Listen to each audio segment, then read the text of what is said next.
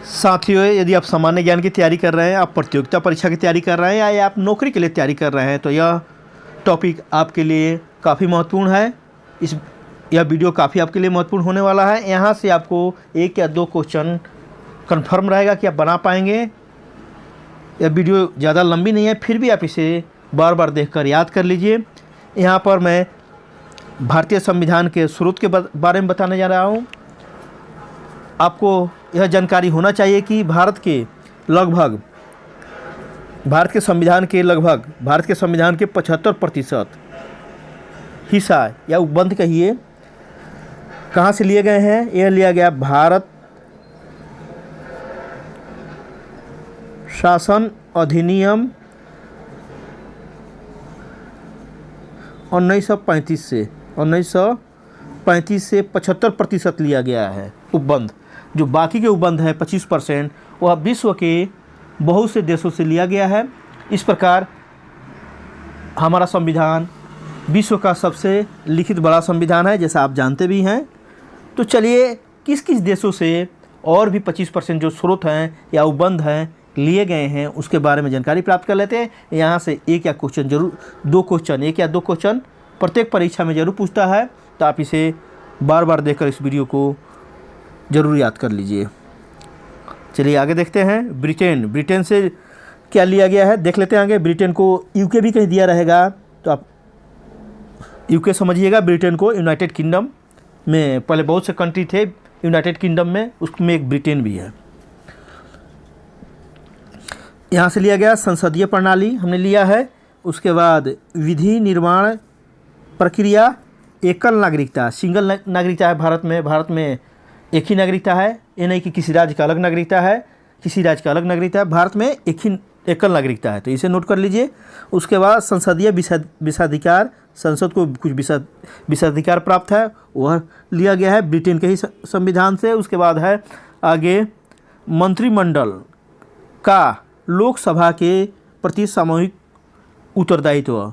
भारत का जो मंत्रिमंडल है लोकसभा के प्रति सामूहिक रूप से उत्तरदायित्व रहता है। यह भी क्वेश्चन पूछा जाता है कि भारत का मंत्रिमंडल किसके प्रति सामूहिक रूप से उत्तरदायित्व होता है, तो यह भी एक क्वेश्चन आपके यहाँ से हो गया। यह लोकसभा के प्रति होता है, तो ये उपबंध भी लिया गया है ब्रिटेन से। उसके बाद औपचारिक प्रधान के रूप में राष्ट्रपति है यहाँ पर। इसका भी कंसेप्ट, इसका भी अवधारणा हमने ब्रिटेन से लिया है, तो ये नोट कर लीजिए।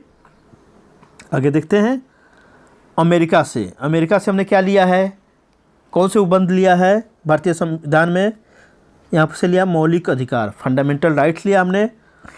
उपराष्ट्रपति के बारे में लिया है।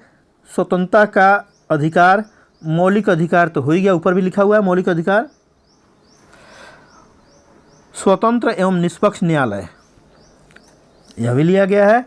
न्यायिक पुनरावलोकन, अर्थात न्यायालय कुछ डिसीजन देता है तो उसको फिर से रिव्यू कर सकते हैं, इस कंसेप्ट को लिया गया है अमेरिका के संविधान से। उसके बाद आगे है सर्वोच्च न्यायालय का गठन, सुप्रीम कोर्ट का गठन एवं उसकी शक्तियाँ।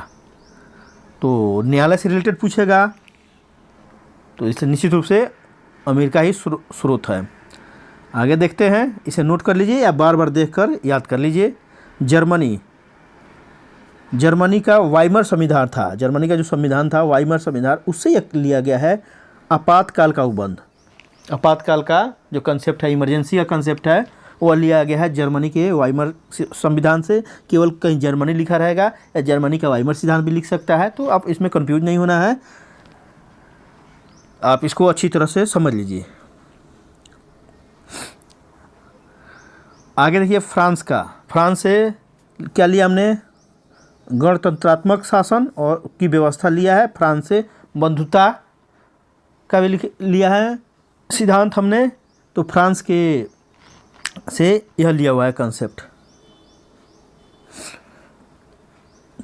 कनाडा से क्या लिया हुआ है, कनाडा से लिया है राज्यों में शक्ति का विभाजन, संघात्मक जो व्यवस्था है और राज्यों में शक्ति का विभाजन कनाडा के संविधान से लिया गया है। आयरलैंड से नीति निर्देशक तत्व, राज्य के नीति निर्देशक तत्व हैं जो लिया गया है ये काफ़ी पूछा जाता है कि आयरलैंड से क्या लिया गया है, या लिखा रहेगा नीति निर्देशक तत्व, राज्य के नीति निर्देशक तत्व किस देश से लिया गया है, यह अवधारणा किस देश से लिया गया है, तो आयरलैंड से लिया गया है, एकदम ध्यान रखिए। उसके बाद राष्ट्रपति के निर्वाचक मंडल, राष्ट्रपति के जो निर्वाचन होता है, दोनों सदन के निर्वाचित सदस्य तथा विधानसभा के भी निर्वाचित सदस्य इसमें भाग लेते हैं। निर्वाचक मंडल में वही रहते हैं, लोकसभा राज्यसभा के निर्वाचित सदस्य तथा विधानसभा के निर्वाचित सदस्य। ये राष्ट्रपति का निर्वाचन मंडल हो गया। आगे देखते हैं राज्यसभा के नामित सदस्य, राज्यसभा के नामित सदस्य संबंधी प्रस्ताव, जो राज्यसभा में 12 सदस्यों का राष्ट्रपति मनोनीत करते हैं 12 लोगों को, तो उसका भी कंसेप्ट हमने आयरलैंड से ही लिया है। आगे देखते हैं ऑस्ट्रेलिया से, ऑस्ट्रेलिया से हमने क्या लिया है, समवर्ती सूची। 3 तरह की सूची है, राज्य सूची, केंद्र सूची और समवर्ती सूची। इस एक ऐसा सूची है जिसमें कुछ कुछ विषय है, जैसे कुछ राज्य के विषय हैं वो राज्य सूची में है, जो केंद्र सरकार के विषय हैं उसको केंद्र सूची में है, और समवर्ती सूची में दोनों केंद्र और राज्य सरकार के विषय हैं जिस पर दोनों नियम बना सकते हैं, वो है समवर्ती सूची। तो समवर्ती सूची का कंसेप्ट लिया हमने। उसके प्रस्तावना की भाषा, जो हमारा संविधान की प्रस्तावना की भाषा है वह लिया हुआ है। केंद्र राज्य के बीच पारस्परिक संबंध लिया हुआ है तथा शक्तियों का विभाजन। इतने टॉपिक, इतने उपबंध ऑस्ट्रेलिया के संविधान से हमने लिया है। आगे देख लेते हैं दक्षिण अफ्रीका से, दक्षिण अफ्रीका से संविधान संशोधन की जो प्रक्रिया है उसको हमने लिया है। संविधान संशोधन की प्रक्रिया काफ़ी इम्पोर्टेंट है, इसको हमने कहाँ से लिया है, दक्षिण अफ्रीका के संविधान से। आगे देखते हैं जापान के संविधान से, जापान का संविधान का क्या लिया हुआ, जापानी संविधान के 31वें संशोधन से ये लिया गया है। हालांकि जापान ही लिखा रहता है, अगर यह भी लिख दिया जापानी संविधान के 31वें संशोधन, तो आप समझिए जापान का ही बारे दिया हुआ है। यहाँ पर कानून द्वारा स्थापित शब्दावली यह लिया हुआ है जापान से। आगे देख लेते हैं रूस से, रूस के बाद से क्या क्या लिया हमने, यूएसएसआर भी कहीं के लिखा रहेगा, यूएसएसआर, पहले यूएसएसआर था जो अभी बहुत से कंट्री से अलग हो गए, विभाजन हो गया यूएसएसआर का, तो रूस बन गया है। तो यूएसएसआर भी कहीं कहीं लिखा रहेगा, तो आपको कंफ्यूज नहीं होना है, या सोवियत रूस लिखा रहेगा या रूस लिखा रहेगा, तो अभी एक ही चीज़ है। यहाँ से हमने मौलिक कर्तव्य को लिया है, फंडामेंटल ड्यूटी को लिया है, मूल कर्तव्य या मौलिक कर्तव्य एक ही चीज़ है। उसके बाद पंचवर्षीय योजना का भी कंसेप्ट हमने रूस से ही लिया है। आगे देख लेते हैं, तो इतने ही हो गए, इतने कंट्री से हमने, कितने कंट्री हो गए, रूस 1 हो गया, जापान 2, दक्षिण Africa 3, Australia 4, Ireland 5, Canada 6, France 7, Germany 8, America 9, Britain 10। तो 10 देशों से हमने भारतीय संविधान के कुछ उपबंध को लिया है। तो आप इसे याद कर लीजिए, वीडियो को 2 बार देखकर 3 बार देखकर आप याद कर सकते हैं। मुझे आशा है कि आपको यह शॉर्ट वीडियो पसंद आया होगा, आपके नौकरी दिलाने में यह सहायता प्राप्त करेगा, आपके सामान्य ज्ञान को काफ़ी बढ़ोतरी करेगा, और आप इसे अच्छी तरह तैयार करके प्रतियोगिता परीक्षा और नौकरी संबंधित परीक्षा में निश्चित रूप से 1-2 क्वेश्चन आसानी से बना पाएंगे।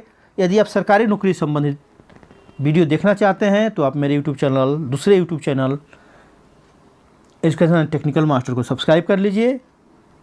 यहाँ पर आपको जिस चैनल का नाम है एग्जाम जीके 2M। यहाँ पर सामान्य ज्ञान से संबंधित वीडियो अपलोड होते हैं। आप इसे भी सब्सक्राइब करके रखिए, अपने दोस्तों से सब्सक्राइब कराइए, अपने संबंधियों से कराइए जो सरकारी नौकरी की तैयारी कर रहे हैं और सामान्य ज्ञान की तैयारी कर रहे हैं, प्रतियोगिता परीक्षा की तैयारी कर रहे हैं।